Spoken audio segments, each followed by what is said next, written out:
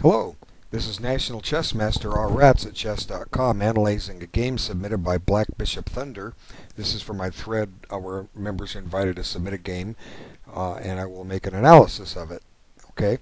Um, there's a few questions that are left unanswered about this, and I just have to introduce a little speculation and make my recommendation. There's no time control given. I don't know what time control this was played. I don't know which computer this person played against. We just have given computer expert rating, and the player here says IZB-W. Well, it's Black Bishop Thunder that played it. I'm assuming it's his game. He made a comment. He says, not all great games result in a victory. Here's a great game that I drew. So he did play white. Okay, so we'll discuss what he has to say and let this video unfold. We know the game's going to end in a draw. Playing computers, interesting topic. Computers depends on the computer. Some computers are programmed to be very, very difficult. I don't know which one this is. Some are programmed to make mistakes. Again, I don't know which one this is. But just to a large degree, the better computers, we humans have no chance. Okay, especially if you're playing a very short time control. You're going to make a tactical mistake, and the computer's going to see it in an instant and punish you. Okay, but let's have a look at this game and see how it develops. Okay, and we can find some interesting things to say about this game because it's an extremely interesting game. Okay, we're playing the Dutch defense here, or we're seeing the Dutch defense in action, and you don't have to know all the book moves to this.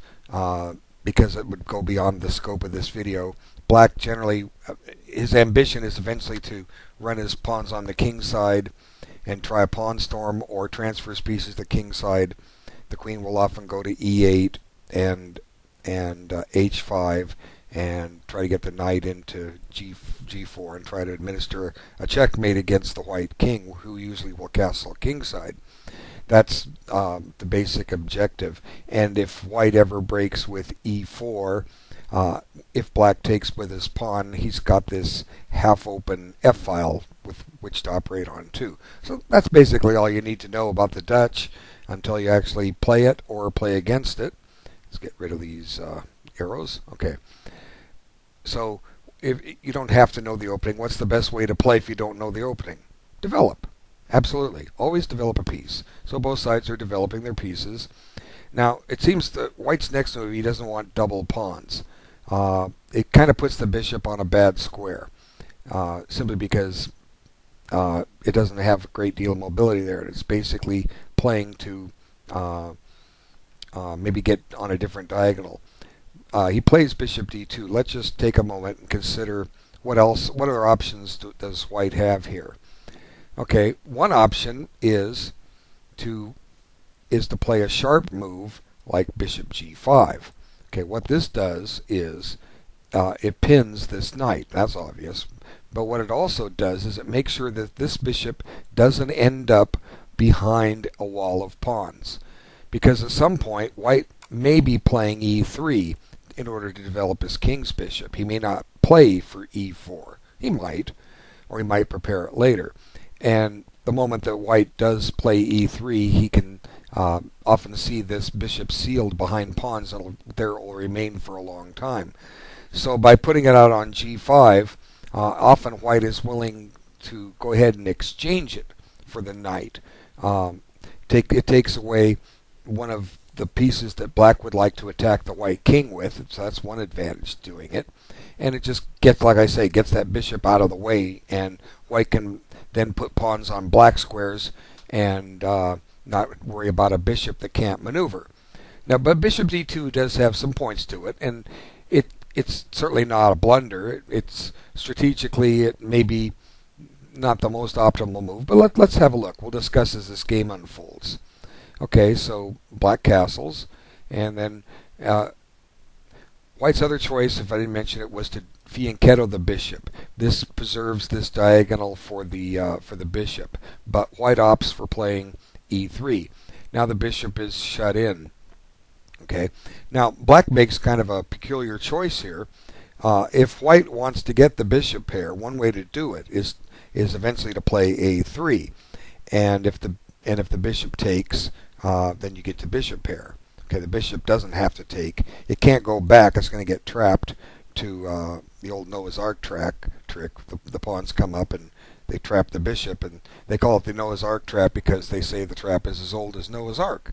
Okay, well, chess wasn't around then, but you get the idea. Okay, so what's interesting, the computer is not a human. The computer elects to take here unprovoked. Now, if you're white, you're happy as a clam because you've saved the tempo. You didn't have to stop and move a3. Black has just traded on his own. And let's see how it turns out. The computer now makes, in my mind, a very peculiar move. Okay, the computer plays f4. Now, I don't know which computer this is. I don't know why it would play a move like that. But let's talk about this move for a moment. What's wrong with it? Why should we be happy or unhappy to see a move like this? Well, the first rule is that I always preach in all my game analysis is development. Did that move develop anything? The answer is no, it didn't. It didn't at all. So how should white respond to something like this? Okay? Well, the simplest way to respond is to develop. Okay? Now, one nice thing about having this bishop on c3, I didn't mention earlier, I said it would at some point, it doesn't have a lot of activity, but it has potential if white breaks with d5. That might have been a good move right here. Okay, let's examine d5 as a candidate move. Okay, it doesn't develop anything, but in a way it does. It suddenly brings this bishop into play. And there was a game in that I did for Team 45 League that had a Dutch, and white ended up sacrificing a pawn with this. I think if someone's interested, let me know. I'll find the game. I'll find the video. But white did this d5 push, but this d5 push is pretty remarkable, I think, and I'll explain why in a moment. The alternative, other than what white did, is to play bishop d3, which develops a piece and threatens to castle and continue development. But the drawback with bishop to d3, and it's not necessarily a major drawback, it's just a positional drawback, is that black now has the option to play d5 and take the opportunity of white's away to push d5. Okay, so in this position, I think white has a really, gotta get this pawn up to f4.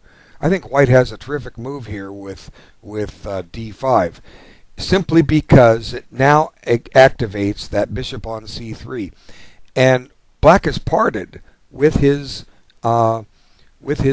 bishop. Okay, now what can black do?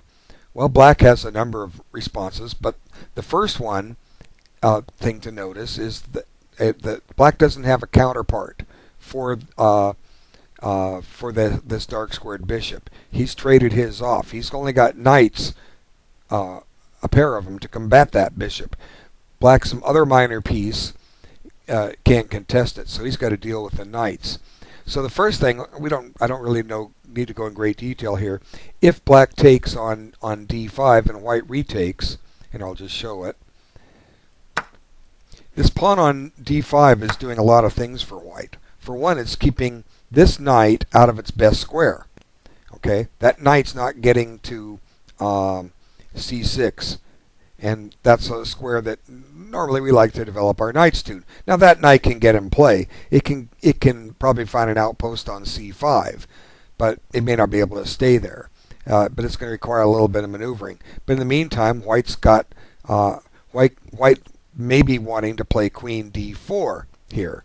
Okay, let's just pick a move for black in this position, and you'll see what I mean. Now we want to play queen d4. Now this knight is tied down. If it moves, it better keep an eye on g7. So if black wants to move that knight, he's kind of left with only two places to move it. And I'm not sure if either one does him much good. Okay, so it's just a possible line. It's not a forced line, but suddenly white's got a lot of attacking potential in this position, and his other bishop will come into play. Now, white does accept a positional drawback here. He will get an isolated pawn, or not an isolated pawn, a backward pawn on the open file. Black can create a weakness in the white position, but white's fine. Black's not going to be able to exploit that pawn on e3 easily at all. And white may even be getting ready to castle queenside here and launch a pawn storm against the black king. So I really like white's position here. Now let's look at other possibilities after d5. Well, one thing black can do is try knight e4, but I think white just simply does fine with playing bishop d4. Okay, and how does black combat that? Well, let's see. c5 is an interesting move. Okay, but let's see. The point being, if white takes en passant, that develops this knight.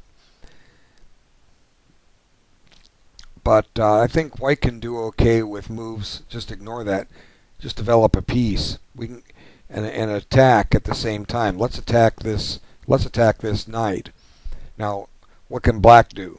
Well, he can take the bishop, and I'll look at one other line here. We'll go back. Bishop takes. Okay, this is all kind of forced, and there's a little bit of pressure here, but black's running out of defenders on the king side, and after just this possible exchange, white can castle. And white's got a tremendous position. The entire black queen side is undeveloped, and it's not clear how he's going to get it developed in a hurry. So white's doing quite well in this position, in my opinion. And this pawn is doomed. White will collect it at his leisure. Okay, so that's just, like I say, one possible line. The alternative after bishop d4 is that black just admit that white's going to have a good position and go about his business and try to develop things. Play d6.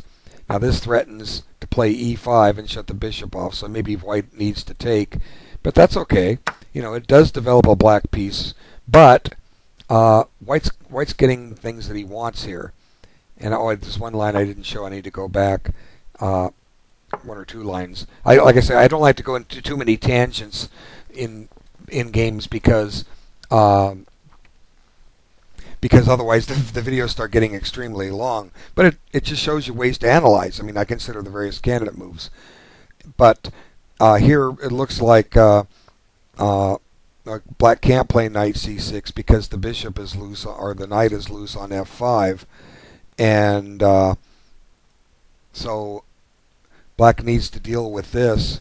And if white wants, from this position, he can now play b3, and he's created a haven for this bishop, and that bishop's going to be a very, very useful piece for the duration of this game. But there's one other thing I didn't show. Let's back it up.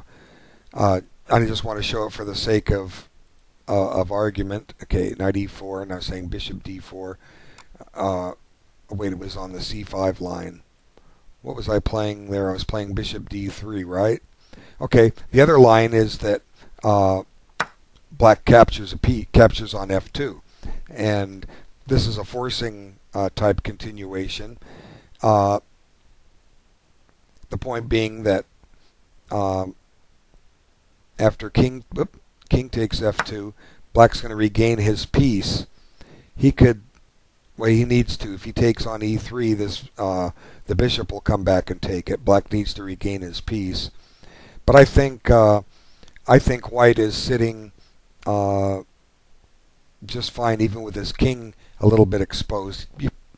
You might be able to get away with knight takes d4 and allow the discovered check and bring the king up, but it might be a little risky. But it seems to me that white can just ignore those pawns for the moment, and like the d4 pawn isn't going anywhere. White could break with you could probably play this, and then you're getting ready to really and you'd have to stop and analyze this.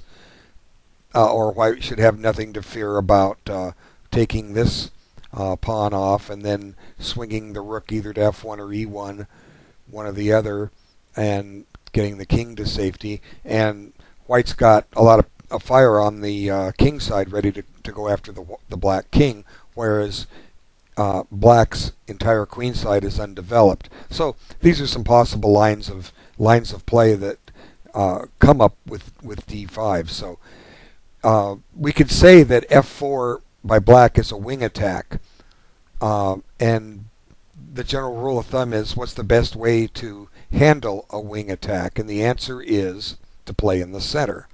Okay, that's the answer. So d5 plays in the center.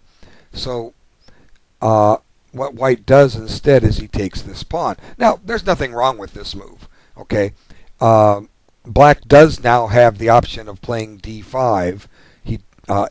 It doesn't. The point of d5 is to take that possibility away from white, for what it's worth. But black opts to bring the knight into e4. Now black wants to take this bishop, and unfortunately it looks like white's going to have to give that bishop up. Well, he could play bishop b4, tempering the rook, and maybe park the bishop back on a3. But it's better served on this long diagonal, and I'll let the white player sit down and work on some of these. You've got the bishop, the dark square bishop. The black has no minor piece other than knights to combat. I'll let him work on that. But instead, white does a good move. But interesting thing about this is black now has the option to take on c3, and white gets his double pawns after all. Okay, so black regains the pawn, and white castles. And now black takes this bishop, and black retreats his rook. And we're going to get down to the key point here where the game becomes a draw in a second. Now, what white plays is a sacrifice. I'm not saying it's the best move. It could be. But it's not the only move that white has to play. Let's just take stock of this, for instance. Both sides are castled, and the back ranks match, except black has these two problems, whereas the white counterparts are developed. So that's basically white is 2 tempos ahead right now, and he can be a 3rd tempo ahead if he develops something. What's left to develop? The queen and the queen's rook, and to some extent get that king's rook into play. So reasonable candidate moves are queen c2. This threatens a pawn and requires black to weaken his position a little further in order to hold on to it. Let's take a look at this for a second. Queen c2. This connects the rooks, and it does threaten to win a pawn. What's black going to do? If he plays g6, well, white's got to draw. Pretty much got to draw right now and can try for more. Bishop takes. Black needs to retake. Okay, check. Now, as I say, white has a draw. He can perpetual check the black king, because also try for more. Let's try for more for the fun of it. This threatens a mate in 1 and a check on f7. Both are decisive. How is black going to deal with this? Okay, looks like he's going to have to bring his queen up. Okay, and what can white do to improve his position? Well, black's going to desperately try to get his pieces activated. This knight's going to have to get to d7 so it can get to f6 and help out. What can white do in the meantime? Let's take a look. Does white have enough here? Well, maybe. Let's develop this rook. Okay. The knight now can't go to d7 without dropping another pawn. Okay, black stopping to collect this pawn on c4 will probably do him no good. And for what it's worth, white is threatening to take that, getting a whole bunch of pawns for the piece.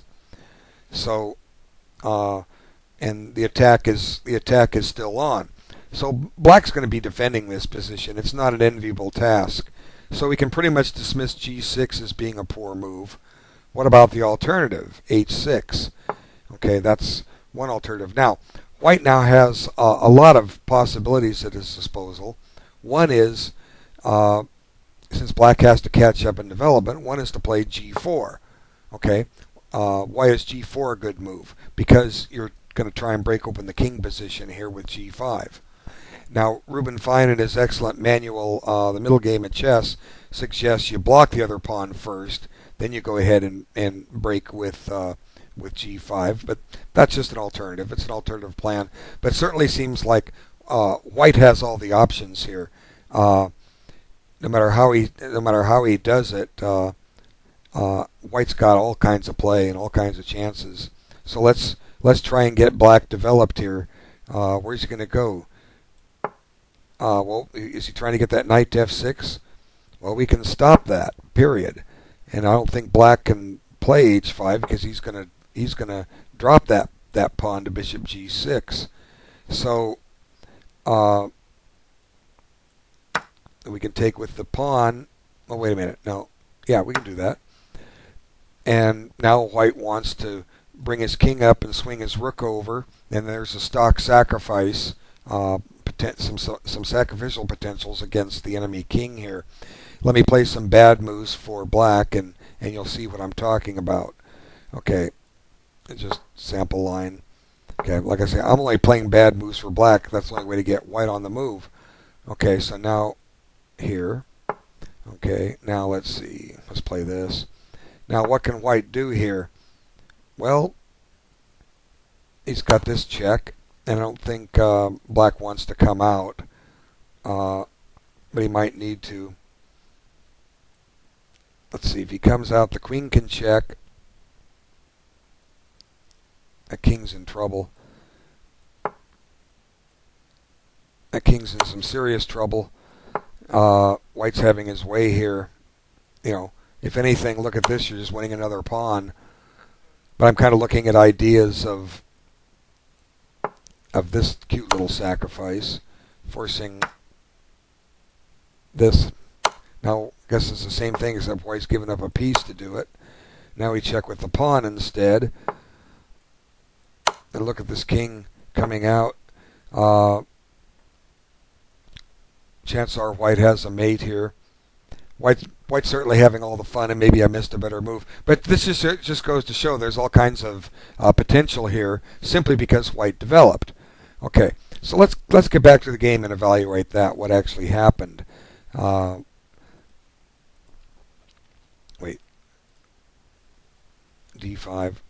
Now, what white did was checked on here. Now, black accepts the sacrifice. He pretty much has to, or he's just going to be down a pawn with an attack coming. And now the point is, if the king goes to the back rank to g8, queen h5 is going to be deadly with threat of mate. Let's take a quick look and see. Okay, queen h5. Now the threat is mate, so black's only recourse is to move his rook. Where's he going to move it? f5. Well, you know, we're going to get a strong attack here. Look at this. You know, there's this king coming out again. Check, and I'm sure we can find something good here will come of all this. If anything, white just got a whole bunch of pawns for the piece. Maybe I missed something, but suffice it to say, black is obligated to bring his king up, or he's going to get in trouble here. Okay, so he comes up, and then white threatens this discover check. And what happens is black comes back, and then white starts repeating the position. And then the game is a draw by third move repetition. So now the question is this really a draw?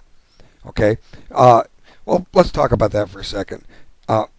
Black Bishop's Thunder's online rating at Blitz and Bullet was around 1,700, and this is an expert, which means it's over 2,000. So if you're rated that at that level and get a draw against something rated over 2,000, somebody or something over 2,000, we have to look at that as successful. But at the same time, do we have more? Okay, do we have more? We always want to try to find more if we can.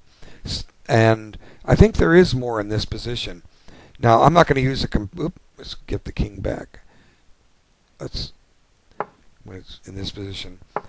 See, there's one important thing about this position that the draws agreed to. That black king is very, very loose. White has some tremendous attacking potential here. And notice the black queen side is still undeveloped. I'm thinking White is justified to play this for a win. And how do we go about doing that? Well, this knight's done about all it can. All right, the queen's doing its job. It's trying to get on the white squares and penetrate. So that leaves the two rooks. It's time to get the two rooks in action. Now, one candidate move, I'm not going to go into it, is g4. That certainly puts the question to the black king. Let's bring him up another square. But maybe we don't have to do that. I think a good move to try for a win is here. Black can't afford to bring his king back. Okay, he's going to get in trouble if he brings his king back because it's not going back. Like for instance, if black tries to play king g6 here, white just sends him back to where he came from. Okay. If king h6, queen h7 is mate, that game over. If king h5, I think queen h7 check is pretty decisive. So that black king is not going anywhere, and it certainly doesn't want to go to h6 and walk into a double check, and because that double check will win the black queen. So what's black going to do here? Well, black has one recourse. What he should have been doing all along, develop. So let's try knight c6. That takes this square away from the rook for what it's worth. Now, how do we continue? Well, one way is to go ahead and play queen d3 here right now. Don't know if that's the best move, but look at what it threatens. It threatens queen h7. And I think if we get that king up to g4, it's a goner. I don't think black can survive playing king takes h4. So what's black going to do here? How does he stop queen h7? I don't think he does unless he does it with this move. Okay, I think that's the only move that stops queen h7. Now we've got the king nice and bottled up, right where we want him. So how can white continue? Well, one way is to maybe now play g4 check. Okay, and I can't solve all this. If I turned a computer on, I could solve it, but that's no fun. You're not using a computer when you're sitting playing a live game. You're not. It's not allowed. You're using your own wits. But with development, you can see there's plenty of attacking possibilities here. And if you get a position like this in an online game, turn-based game, you can sit and analyze all the possibilities out and spend hours on this and find the checkmates. But I think that white's going to win this if he plays it out. Black is the one fighting for a draw, not white. But getting a draw against a computer is fine. It's an expert. Nothing wrong with the result. But if you want to get better at chess, you got to strive to do better. Sometimes you have to risk a loss to do so. You know, nobody likes to lose, especially if you're doing better. But it's a good way to learn. Is to keep trying. So I'll send white back to the drawing board and to analyze this. I've given him some ideas. I don't think black survives. And who knows? White doesn't even have to play queen d3. That was just one possible move. There's probably a number of other moves that are available. Let's, if anything, just stick this rook up on e3, or like I said, the g4 move. I mean, white's probably going to win this position simply because the black king is exposed and he can't get out. And this extra piece, this is the extra piece Black's ahead. And what's Black got for it? He's got 6 pawns. White has 7 pawns. That looks good. You know, it looks good material-wise for Black, but that king's in serious danger. So I want to thank everyone for having a look, and give Black Bishop Thunder some homework to look at and see what he can come up with. I'll bet there's a win here. Thanks for your time, and see you in the next game. Thanks.